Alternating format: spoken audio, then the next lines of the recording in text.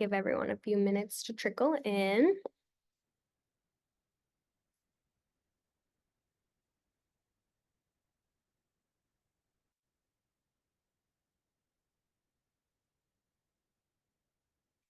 All right. So as we're letting people get in, I'll just start by introducing myself. Hi, everyone. Thank you for joining us today. My name is Lauren Noonan. I'm the engagement manager for the Boston Women's Workforce Council. Just going to give everyone a few seconds before we get started. But I just want to start off by thanking you all for joining us for our Q3 signer briefing session. Thank you to all of our compact signers, particularly our anchor signers, which are seen here in red, as well as our partners at the City of Boston and Boston University. So as we're just getting started, I'm going to cover a few logistical pieces as everyone is trickling in. In terms of an agenda, I'll be giving a quick overview of the gender and racial wage gap results from the BWWC's most recent measurement program in 2023.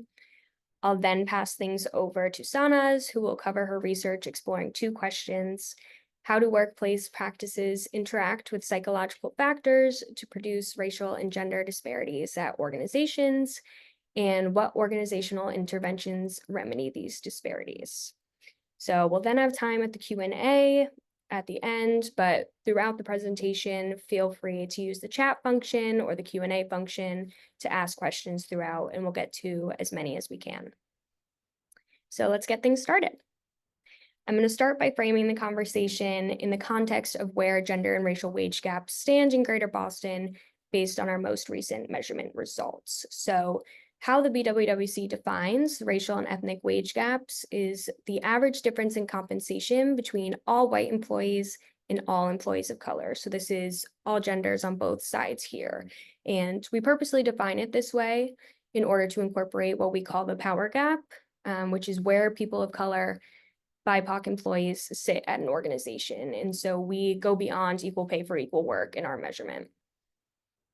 And the racial wage gap in Greater Boston, according to our most recent measurement, is at 27 cents. So this means that employees of color earn only 73 cents for every dollar that white employees earn. And this is actually larger than our gender wage gap. Our gender wage gap sits at 21 cents based on 2023 data. And we actually saw an increase in the racial wage gap from our 2021 measurement. So we're really disappointed to see that. And this is part of the reason why we wanted to focus today on racial wage gap. When we look at performance pay, and when we look at performance pay, we only look at cash bonuses. The wage gap widens to 31 cents. And that tells us that employees of color earn 2.5 times less in performance pay than their white colleagues. And it's important to note that this is not about quality of performance, but actually who has access to these roles. You know, wage equity is all about opportunity. So who even has the opportunity to get in those higher paying positions that offer cash bonuses. And our data also shows an overrepresentation of employees of color in lower paying positions. And so that is defined as occupational segregation. And if you look at operative and labor positions in our data, you see an overrepresentation of people of color in those lower paying positions. So those two positions don't require a lot of training, but also don't have a lot of opportunity for advancement. And so if you're not being advanced at an equitable rate, those gaps are not going to close. And so that's part of the reason why we think the racial wage gap is able to persist and does so frequently in our data and actually gets widened. We also try to be intersectional where we can be. And so we look at gender and racial ethnic wage gap, which is the average difference in compensation between women by race and white men. And this chart really speaks for itself. We see that Black women earn 46 cents for every dollar that white men earn in our sample. And Hispanic women, Latinas, earn only 48 cents for every dollar that white men earn. So less than half of what white men earn. And this is reflective of where marginalized identities intersect. We see those disparities compound. And so we see that here in terms of salary. And we know that that is so much more than how much you take home, but your ability to accumulate wealth, or what healthcare you have access to, where your kids can go to school, where you live. So we see these gaps bleed into so many different areas in your life. So it's disappointing to see this. We also look at racial wage gaps for men, and so we compare men of color and white men's salaries, the difference in compensation there. And these follow a similar pattern, with Black men only earning 51 cents for every dollar that white men earn, Hispanic men and Latinos only earning 61 cents for every dollar that white men earn. And it's important to note here that white women and Asian women in our sample out-earn Black men and Hispanic men and Latinos. I think that really speaks to the impact of race here as well, not just the intersections of race and gender. So now, based on that quick overview of our data, if you're interested in the rest of our data, you can download our report on our website. But now that we have the understanding of where racial wage gaps stand, I'm going to pass things over to our speaker, Sanaz, and she'll give us an insight as to why these gaps are able to persist and what you as employers can do to remedy them. So Dr. Sanaz Mobasseri is an assistant professor of management and organizations at Boston University, Questrom School of Business. Her research investigates how organizational and social network processes shape race and gender differences at work. Thank you for joining us today. Dr. Mobasseri, I'll let you take it away.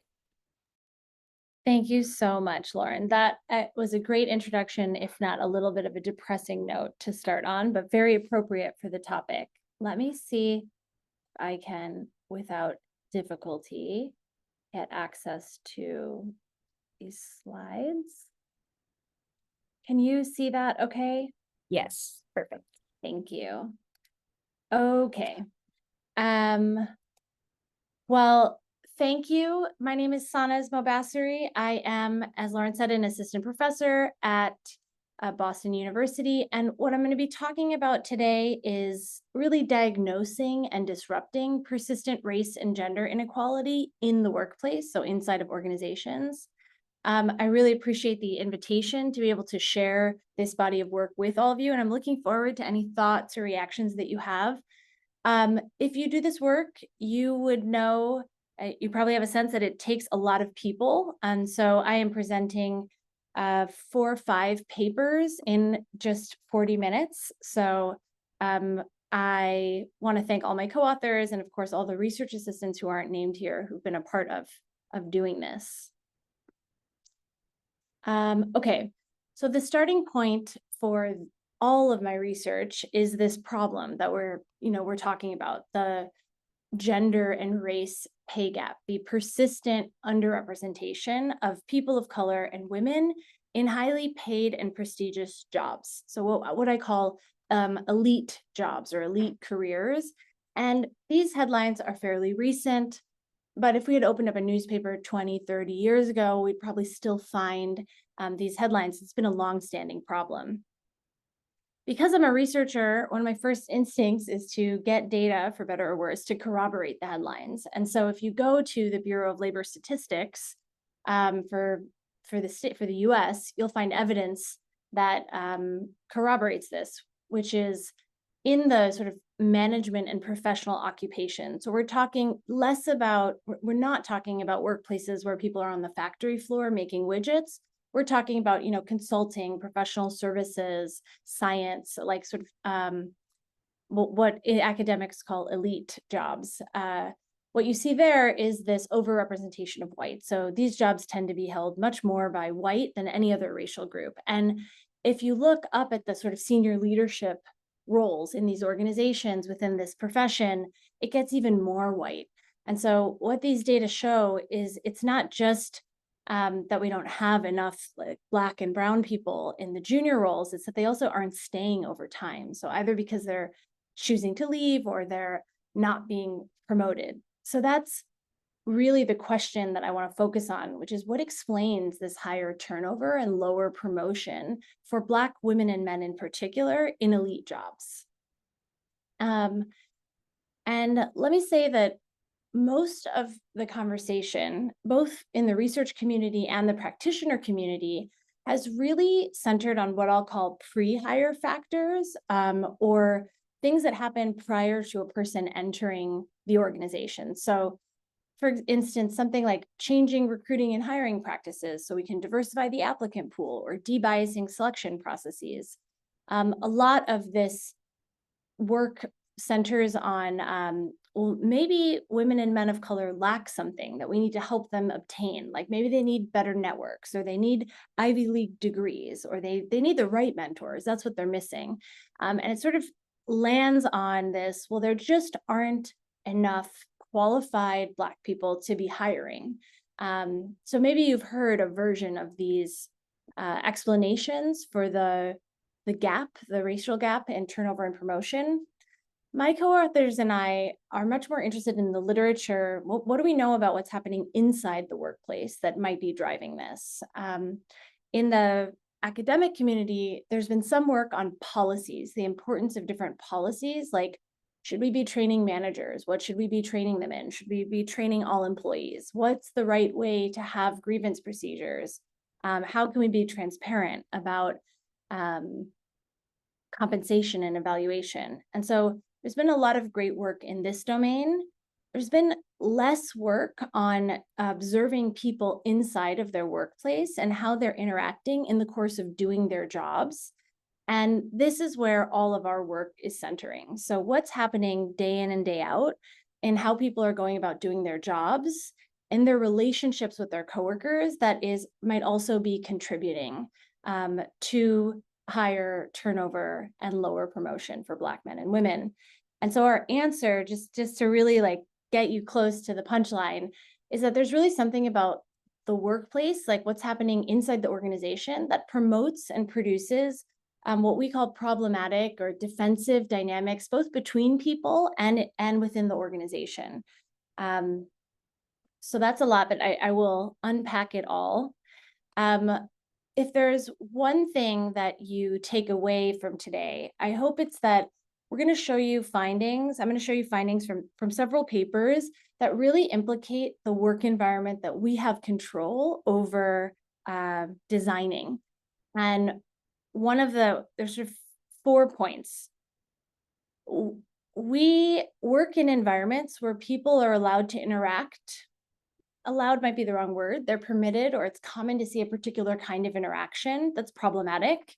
And when we go into a workplace where there are commonly accepted practices of how we do our work, those interpersonal dynamics start to have more consequences. And this is really what we would argue is the driver of race and gender inequality inside of organizations. So I want to pause and just see if I'm carrying any questions, it's been a lot of big terms. No? Okay. All right, I'll keep going. Okay, so I want to start by just to give you an example of what I mean with the shift in how we think, with a relational focus instead of an individual one. Let me start with a very common thing. And this is an illustration of 2 people. Let's imagine I'm the Black man and this Black person is our colleague. And we're at work, and maybe we have an interaction in the hallway where I say to them, I don't see you as Black, or you were a diversity hire, or wow, you were so articulate in that meeting, or your hair is unprofessional, which by the way is something I heard in my first job. Or maybe I lament to my colleague, like, God, it's just so impossible to get promoted around here as a white guy.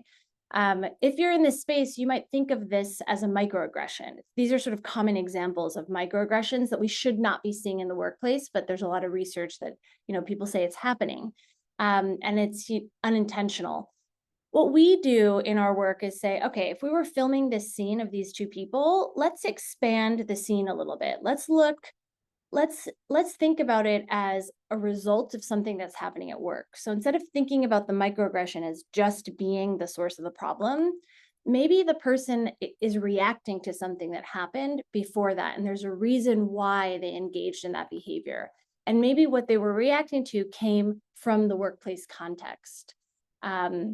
So we recast in our work microaggressions as not just bad behavior between people or bad behavior that someone shouldn't do, but actually as a defense mechanism that helps people defend against the stress that they're feeling. And I'll walk you through how that works, but it's functional for them because it is an interpersonal tactic that makes me feel better about myself.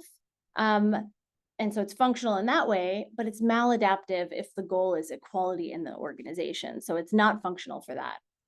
So let me tell you how we would recast this interaction. We would say, maybe I had a performance evaluation, or I didn't get picked to be on the project I wanted to be on, or I got some bad feedback about my performance, and I'm feeling in general not good enough right now. I'm feeling stressed and anxious. And I'm not necessarily saying that out loud, but that's how I'm feeling inside. That's that little man, that's sort of the inner thoughts. And I run into somebody in the hallway, and I start to interact with them in a way where I'm like, "Hey, how are you feeling about your upcoming evaluation? Are you feeling good about it? Did you write like a 6-page performance evaluation?" I'm sort of interacting with them in a way where I am unconsciously intending for them to feel the not good enough, stressed and anxious that I'm feeling. And I am, so, maybe I say to them, "I don't see you as Black. You were diversity hire. Oh yeah, you were so articulate. Your hair is unprofessional." So the microaggression becomes actually an attempt to sort of port over and to project these bad feelings that I don't want to carry. And when I see my colleague go, "Man, Sanaz, I am stressed. I'm not feeling good enough. I don't know if I'm going to get that promotion this year." Then I go, "You'll be fine." Then it gives me the opportunity to feel like I'm actually in control and I'm calm, and it's that person who should be worried about whether or not they're good enough. So we recast microaggressions as a defense mechanism called projective identification. Um, and the point of doing this is that it changes how you think about the intervention and what you would do about it and how you understand the root of the problem. So I hope that I'm trying to monitor the chat, but I'm sort of failing. I hope that that example lands and just the sort of subtle shift in thinking. Um, Let me take this a bit further. You're like, okay, well, we should all just have thicker skins, and maybe it's not a big deal if someone comments on your hair or how professional you are. But the problem from my mind is that we have these routine ways of working, these commonly accepted practices that end up making these behaviors much more consequential. So let me give you an example of something I think nobody would disagree with. I think everybody would say networking is really important at work. We should be doing it. We teach our students at BU. I mean, they're always trying to network, trying to take professors out to coffee, reaching out to people on LinkedIn. And there's a lot of work that goes, people constantly want to learn about how they can be better in managing their professional network. So we think about networking inside the workplace as sort of being about two kinds of behaviors. One is we got to teach students and we encourage people to reach out to people directly, be charming, like take every opportunity and turn it into an opportunity for connection. If you're grabbing a coffee or grabbing lunch, why don't you try to meet a colleague and get to know them better? That's kind of a form of a direct connection. And then on the other hand, there's something called indirectly connecting, like me asking Hannah, "Hey, do you know other people who are interested in the racial wage gap? And do you think you could connect me with them? I'm really interested in that sort of work." Or maybe Hannah just thinks of it. So it's not just that we all think this behavior is, it's common, it's what you need to do to get ahead in your career or just to stay afloat. It's also that we kind of design workplaces assuming people are going to do this and that that's helpful. And what we find in a working paper of ours is that we don't find any racial differences in how people, the extent to which they're reaching out to new people and trying to get connected. It's going to be a complicated graph, so I'm going to try to explain. I'm going to show you many lines, and then I'm going to talk you through what you want to compare is the difference between the points on the left and the difference between the point on the right. So what you see here is that, don't worry about the numbers, but they're very close to each other. The difference between 0.63 and 0.61 is not that much. We're looking at the networks that people form and how different they are between Black and white people in a consulting company. And what we find is that when they're reaching out, there's not really that much of a difference. But once we start to account for these indirect connections, this pathway of like getting referred or sharing, knowing someone in common and connecting through that, look at the difference on the right between the two right points for each set of results. I mean, it is entirely producing the racial gap in networks. So we do see racial differences in people's networks and who they're able to connect with and work with in the workplace. But it's largely driven by this kind of referral-based mechanism that we take for granted and think of largely as efficient and a good way to design to help people navigate their careers. What the stars are showing you on the left is that the effect is especially strong in certain kinds of contexts. And that tends to be the higher stakes ones, where we're client facing, or where it's a really important project, or it's with really senior colleagues. So what I want you to take away is that we have these routine ways of working, like that, networking as part of our jobs. And it starts to implicate the trust and the relationship we have with our coworkers as being important, and especially in high stakes settings. Hey, Sanaz. Yeah, Hannah, great. I would love a question. Quick question, and I think this came in when you were talking about the interpersonal dynamics, but I think it still holds here. Do you ever see this kind of dynamic happening in reverse? What do you mean in reverse? I think the question had to do with when we were looking at the figure of the two people talking to each other. Reverse. What is oh, you mean would a Black person ever projectively identify with a white person? Oh yeah, great question. Our point here isn't that white men do this. Our point, everybody does this. We all projectively identify. If I were giving you just the talk on projective identification, I would give you the example of there's a comic cartoon of somebody who doesn't feel great about their weight and interacts with someone and is like, oh, what have you been doing to manage your health? Have you been dieting? Or how are you feeling about your exercise regimen? They don't feel good about their body, but they interact with another person to make them not feel good about their body. Everybody does this. We do it all the time. Projective identification, we all engage in defense mechanisms. We would say that everyone's doing it routinely. It's happening between Black and brown people. It's happening across group. The challenge is that these are mostly white, elite workplaces are mostly white, and they're places where it's correlated with power. So white men in particular tend to have more senior, powerful positions. So this interaction might land differently depending on who's there. But it can certainly happen both ways. And I would also say it's not bad to relate to people in this way. It's kind of another way to think about empathy. The problem is when we don't know what's really driving it, and we are not owning the sort of what's at stake for the person projecting. Does that answer the question? I'm like looking at Hannah, who I've told this to a million times. So she's like, yeah. I hope so. But if you were the person that asked that question, we can revisit it on the Q&A. Great. Anything else, Hannah? Nope. Okay, cool. All right, let me keep going.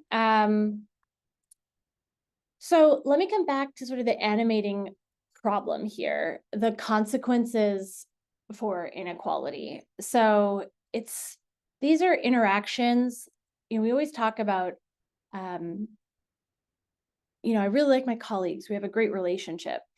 And we don't really tend to interrogate the nature of those relationships.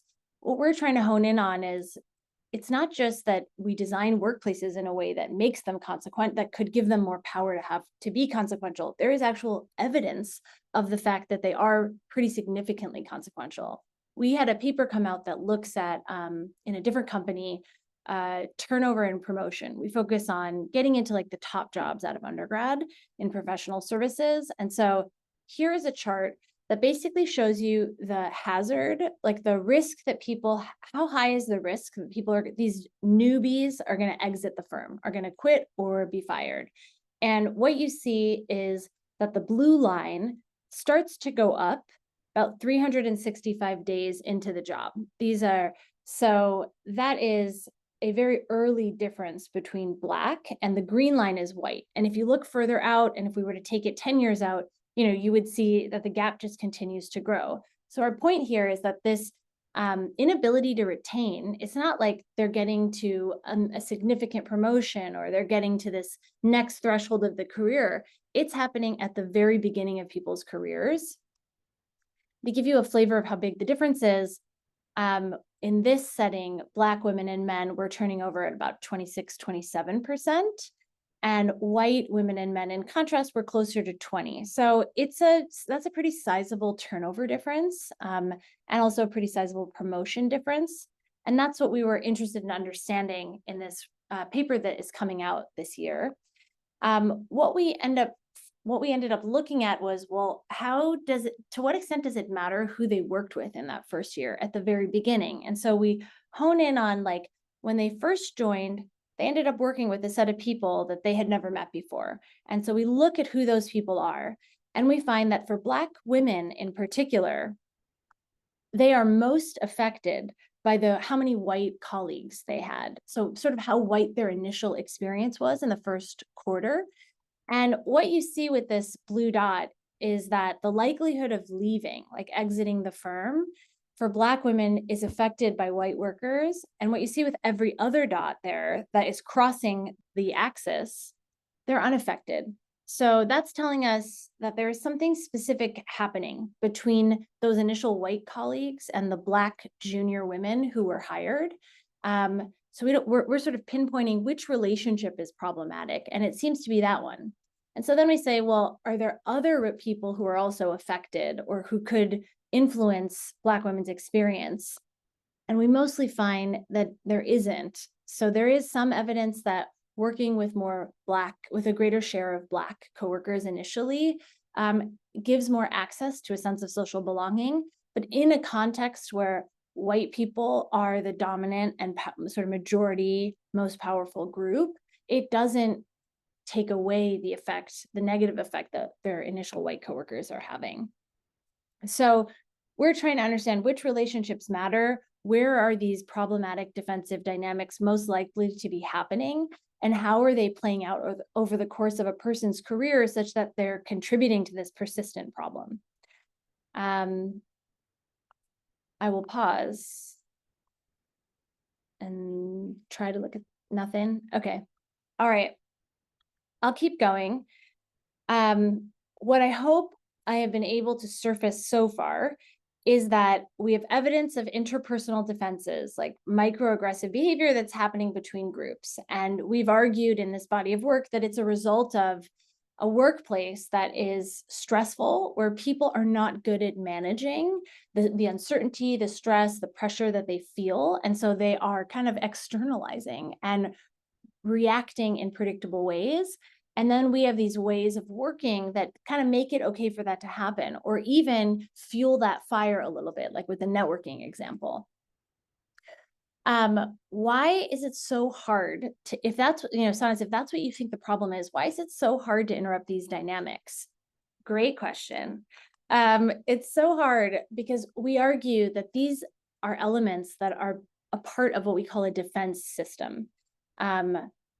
So it's not just that this is happening. There's also a lot of features of the workplace, what we call organizational defenses. There's kind of beliefs we have in these kinds of elite organizations that make it especially hard to disrupt this cycle. And I want to walk you through what some of those defenses look like. So let's come back to these two cartoon characters. This is what happens when you ask an academic to make their work relatable.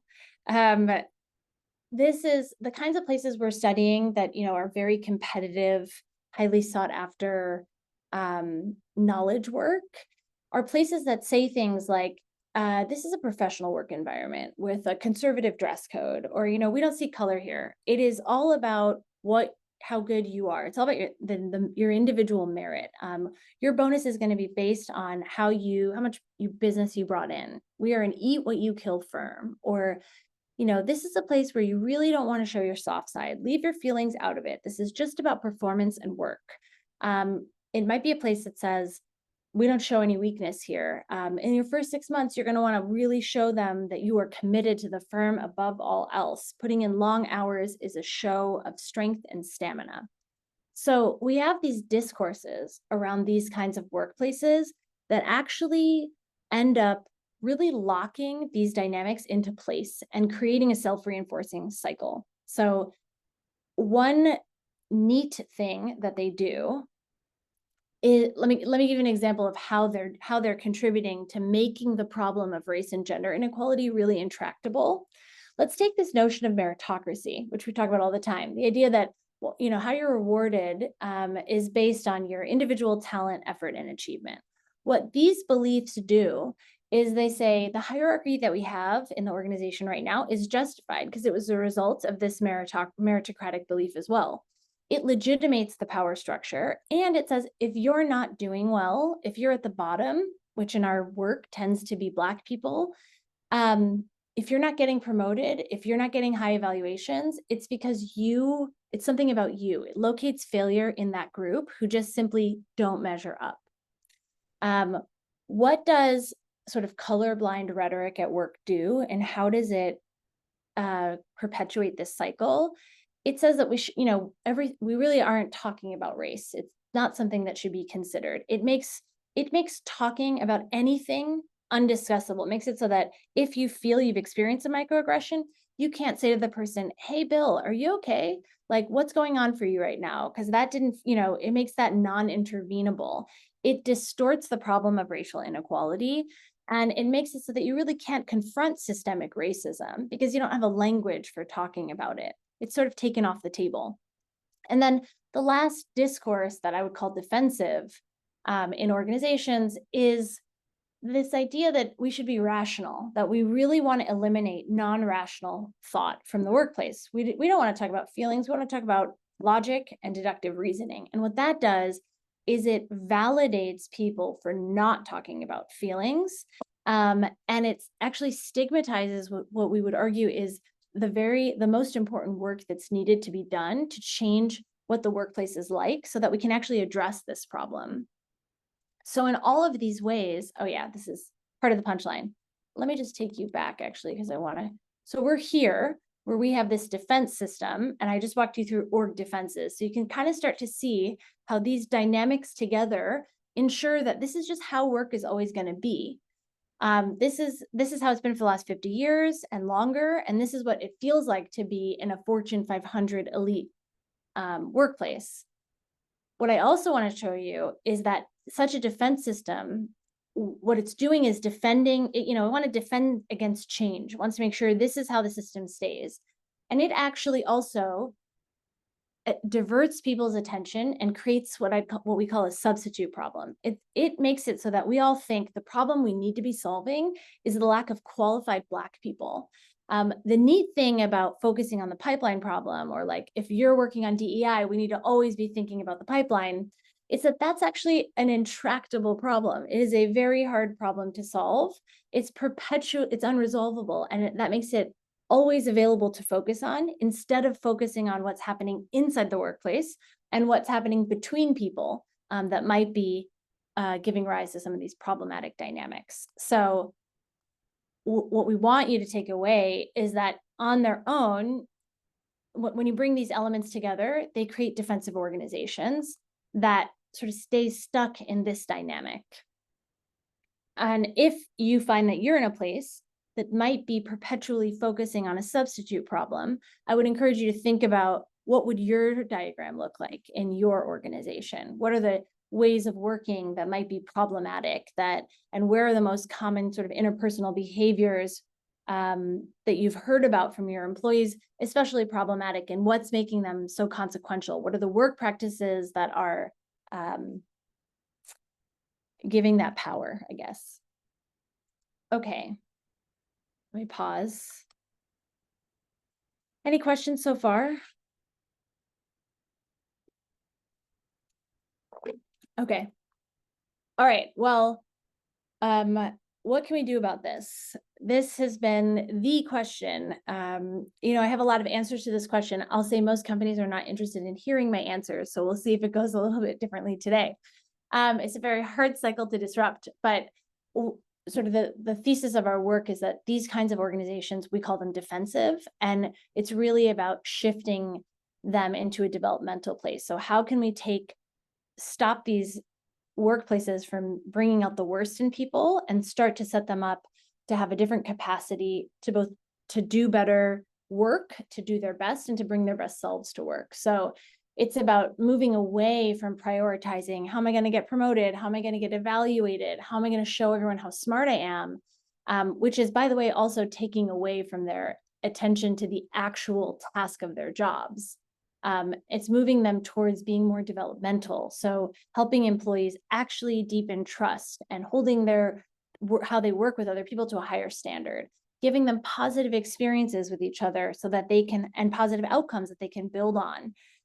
It's really about becoming a developmental organization that's learning oriented. And that starts to give you the capacity to change in ways that are going to reduce inequality. But without this capacity, I would argue most everything will fail. And just to say, like, every company I've ever worked with is extremely, I would characterize as defensive. So this is a tall order. It's a big shift from how we've been doing things. And in our work, we argue that it really is all about what senior leaders can do. It starts with the leadership. You know, the system I showed you will always be hijacked. If it's to start with a grassroots movement, the power system will find a way to hijack it. So senior leaders are really important to this change. And their role is to shift the organization and to help direct people towards being developmental and to help them hold on to these missions and these purposes when it gets hard to do so. So it's on them to provide a vision, a purpose, to create the language and to legitimize this kind of change work, which is needed to dismantle inequality. It's on them to say, you know, we should really be auditing this practice at work. It seems like it might not be working, or it seems like employees are spending more time worrying about getting promoted than they are thinking about what they might be learning or what the next skill set is that they need to learn to level up. So reorienting these informal ways of working away from what's stress creating. And they need to be role models. I mean, countering the discourse of rationality means that you become a person who says it's okay to talk about the stress that you're carrying so that you don't externalize it in unintended ways that are problematic. What can employees do? So this is, just to be candid, less than what senior leaders can do. So I want to make sure that comes across. But start to develop the skills to address inequality in routine day-to-day interactions and in the organization. So we are trying to test the effectiveness of creating small working groups in which people can start to try to create those conditions for being developmental, to build trust, to deepen their relationships, to sort of learn how to learn together, to learn how to have difficult conversations about how they're feeling, what's stressful, what's not going well, and about race and identity and gender and sexual orientation. I mean, that's not a skill set that people currently have, and it's not what ERGs are really focusing on. And I would argue, I'm framing this in a talk around inequality, but these skills are extremely helpful also for unlocking people's full potential. They're necessary to help people start to investigate the unintended consequences of people's actions, to start to have harder conversations about why someone might have said that to you. So really, I can't plug enough a book that I did not write that I think you should read, which I don't know, I might have with me, but it's by Bob Keegan and Lisa Leahy, Towards a Deliberately Developmental Organization. But our big takeaway here is it's really about moving away from defensive and towards being a developmental organization that starts to prioritize and value learning and growth every day. It's not about taking a class, it's about shifting the mindset. And that's an infrastructure that's necessary to make it possible for any kind of change that we care about to occur. You need a language for what's stressful. You need a language for feelings. You need a language for what possibly contributed to a racial dynamic or a gender dynamic. And you need to become the kind of workplace that is actively and routinely interrogating practices. All right, well, we thought this evaluation process was working 5 years ago when we designed it, but maybe it needs to be changed. You know, routine audits, like who's most affected by the existing structures and practices, and where might your accepted ways of working actually be hiding drivers of inequality. I am going to say this is the kind of work Hannah and I are doing with our many co-authors, and we are always looking for partners who would be interested in testing these changes, who feel that they are ready to take steps towards being more developmental and to seeing the long run effect on employees and on the problem of race and gender inequality. So if you are interested, please reach out to us. We'd be happy to talk more. That is all I had for us. Great. Thank you so much, Sanaz. So we have a bunch of questions already. Really excited to share. So I'm just going to start off with one of the first questions of what do you do when leadership are not willing to engage in this shift towards a developmental organization, despite being advised by internal DEI teams and external vendors that have been brought in for change management?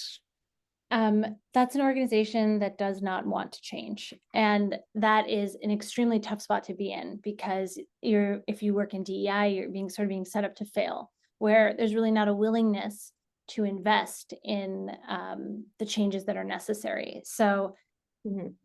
that is not a great answer, but the alternative is to, and this talk is being recorded, so I'm not sure if I advise this, but it's sort of the costs of the system have to get so high that we can all see how it's costing us, how this is not a great place to work and it's not a great way to be at work. And when that happens, then the conversation might be more possible. And also following major events, like, the murder of George Floyd was a major event that made a lot of things possible, but then you sort of have seen everything, the backlash, like the pendulum has swung back. So in very few places has the change been held on to. But I'm really sorry to say that, so I apologize to the person who works there. But there are workplaces that I think are able to hold on to this to more or less degrees. And so I remain hopeful. So speaking of workplaces that kind of hold on to this type of change, we have a question of what does success look like and where have you seen it work? Success for employees or success in terms of, I've never seen a place that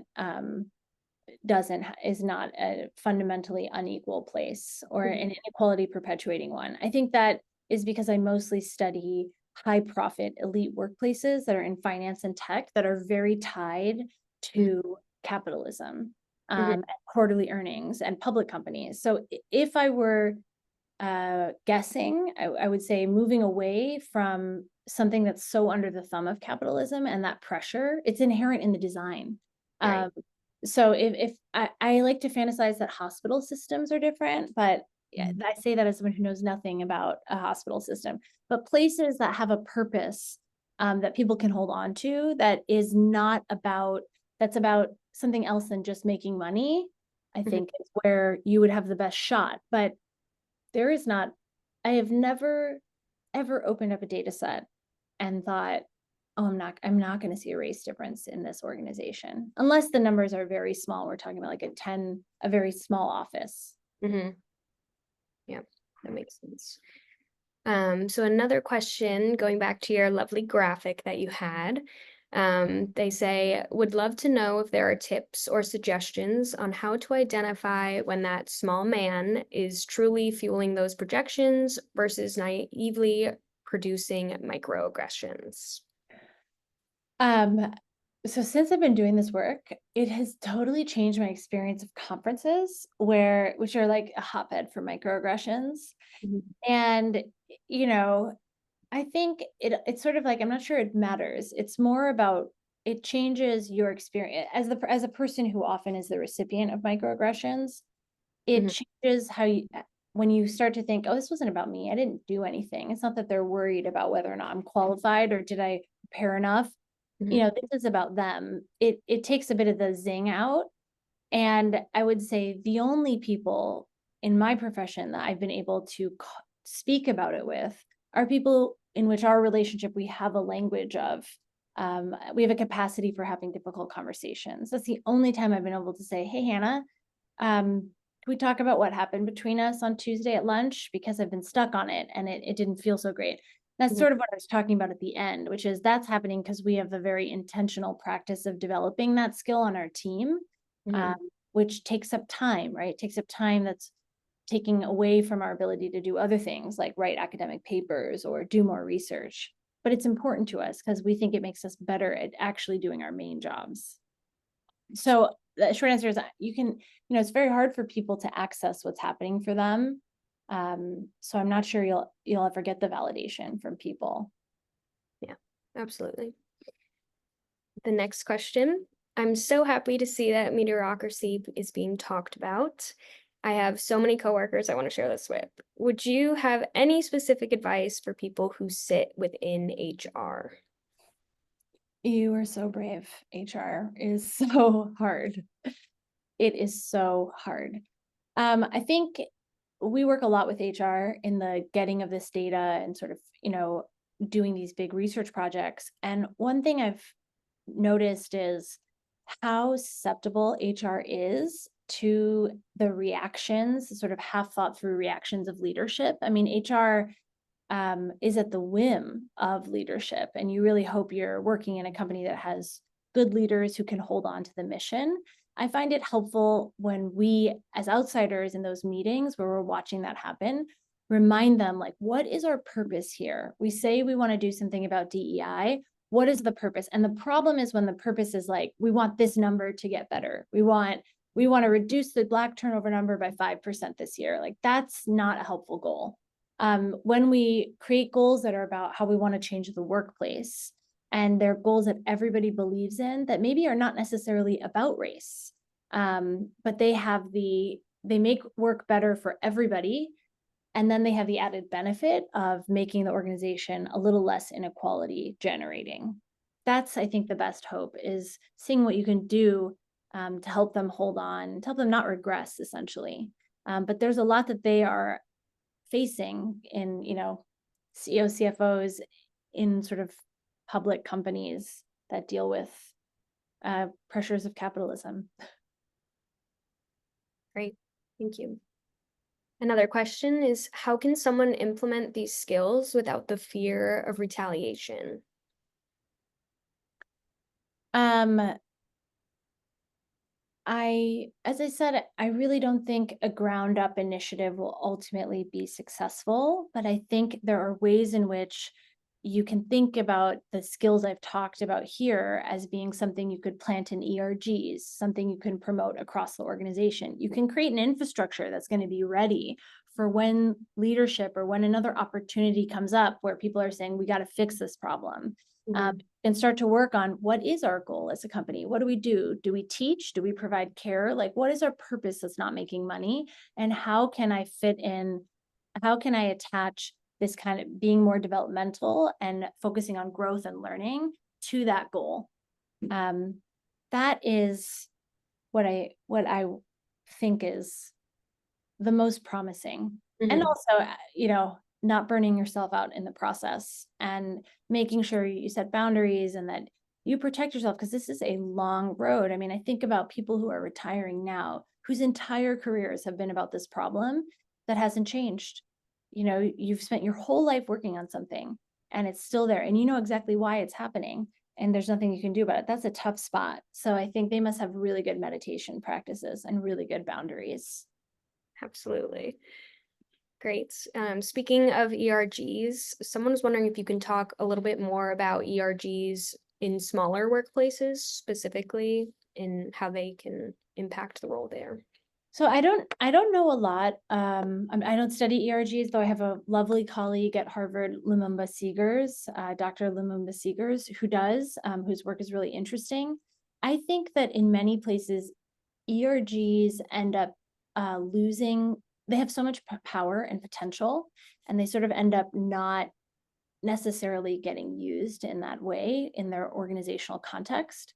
And so Hannah and I, for a long time, have been trying to implement some studies where we work with them systematically over the course of a year to develop language and capacity and skills to be able to start to shift these dynamics. I think a lot of that sort of within racial group and across racial group work can be happening in ERGs, even if only as pilots to see how employees will respond and to see if senior leadership ever takes interest. So that would be my hope. I don't know much about small companies in particular.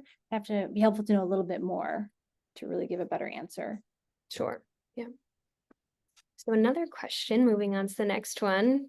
How do you stay true to the purpose in the work when pushing back against union, legal, leadership wants and limitations, when you know there are needs within the workforce that you may be one of two people who are the only advocates for? I can reread that again too if needed.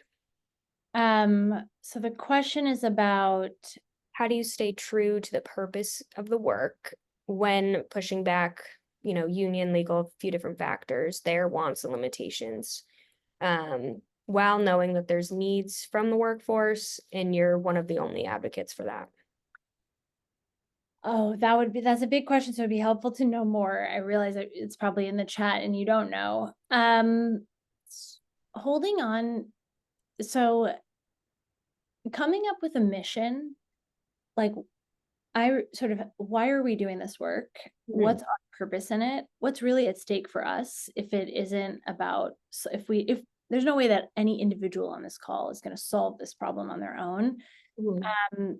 Crafting a purpose that's flexible that you can hold on to. It's sort of like if it's hard to hold on to the purpose in these tough times, then you might need to revise your purpose statement.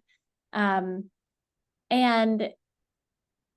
I guess I would say if you can take away or check out some of these papers that we cited, like ones that describe what these systems look like, if you can start to see it in your own organization, you might think about advocating for different things and intervening in different ways. So if you think leadership is reacting to some sort of financial pressure, and that's what's bringing out their worst or influencing their bad decision making, or they're prioritizing how the market will react to something instead of thinking about their workforce. Well, sort of what you can do to quell those concerns should change how they react to the things you're advocating for, right? So if people are under threat, affirming them when appropriate should, science shows, help them shift how they respond. So these are very delicate topics, but they are tough. And making sure that you have the support that you need to be able to hold on to your purpose is important. I wouldn't be able to do this work if I didn't have co-authors and teammates who did that for me. Great. Yeah. Another question, which you kind of touched on a little bit, but a lot of this conversation seems to be around what individual employers can and should do. Is there anything we as advocates, organizers, etc., to do to push for change on a systems level? So I know, you just acknowledged, but Yeah, so I think one big problem is how we talk about inequality and how we sort of say the problem is that Black people are suffering or Black and brown people aren't getting what they should be getting. And when we start to talk about it instead as a problem where we have a workplace that's not letting people feel their best and do their best work, we make it everybody's problem. That shift is something people can get into. It can get more people committed to the cause. So that is more promising than sort of relying on people's individual morality or what they think their sort of social justice orientation. I think that's more precarious than saying, work could be so much better. We could be doing more for our clients. We could be getting, people could love coming to work. But right now we have a travel policy that is really bringing everyone to their knees. I'm just sort of making it up, but reframing things in terms of how they're affecting everyone and their ability to do what work is most important, I think is more promising path for achieving change, which will be slow and possibly get reversed in the course of our lifetime. So having that expectation is good too. yeah, absolutely. This one is a little more specific. You talked earlier about hiring managers and the hiring process. Can you share helpful tactics to bring hiring managers along, meaning opening their perspectives with this type of work? Yeah, I think hiring managers are often being held to goals that, they are, in some sense, if you remember the substitute problem, they're kind of caught up in a system where their work is they're never going to succeed, right? And that's what we were trying to show with that paper. So finding a mission for them that they can hold on to, that isn't about improving the diversity of the applicant pool, I think is extremely important. So bringing them along, everything starts with the mission, like how you craft, why are we here? What work are we moving towards? What's the direction that we need to be thinking about? I think that's really undervalued in most places. I think like words like mission and vision, but we don't actually spend it's not something that can be achieved in a 2-day retreat. It takes time, it takes reflection. So that would be when I'm struggling, my sort of go-to response is, how can I reframe what we're doing here together in a way that both you and I, from our different roles in our different departments, can feel committed to whatever we're doing, like if we're hiring or if we're working on some HR process. Great. So I have another question. We'll see if we have time for one or two more. The first question is, this all seems to fit squarely in the importance of establishing a sense of belonging. Is that ultimately the lowest hanging fruit in achieving results? What is the best way to stay up to date on your research and our own continued learning? But that was one question. Yes. Okay, sorry. Big one, but yes. So is the sense of belonging ultimately the lowest hanging fruit in achieving results as the first part? So I would say that no workplace is making everybody feel like they belong. I mean, we're kind of in precarious relationships with our employers. Do they love me? How much do they love me? Are they going to pay me? Do they think I'm doing good work? So it's not the lowest hanging fruit, and it's kind of a distorted term because everybody uses it all the time now. And I'm not quite sure what it means to people, but I think it's like, we want everyone to feel like they have access to feeling like they belong and feeling like they have a role to play in whatever our purpose is. Are we doctors? Are we nurses? Are we computer programmers? So that work, making sure you've thought through whether or not all the different roles and functions in the organization can feel committed to the purpose. Yeah, that I think it could be, is, maybe low hanging fruit, but I think it's a daunting task, but an important one. Yeah. What's the best way to stay up to date on your research is the second part. Our website is a good place to go. Both either my website or the Pop Lab website, or just reach out to us. All our work is applied in the sense that, like, we're really only interested in what's really happening in these elite workforces. And so the problems that you're facing, if we find ourselves one year talking about a problem that isn't really relevant for companies, well, we don't want to be working on that anymore. So free to reach out to me or Hannah at any time. Absolutely. And we did share your website in the chat. I'll do one last question. For these elite organizations, if you haven't experienced one that has moved from defensive to development and the wage gap for women of color continues to lag, can you share strategies to work towards a developmental organization? So they're looking for positive ways to move the needle.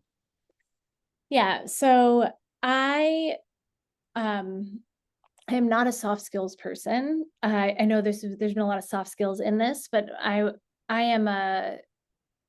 wouldn't have identified that way. But I really think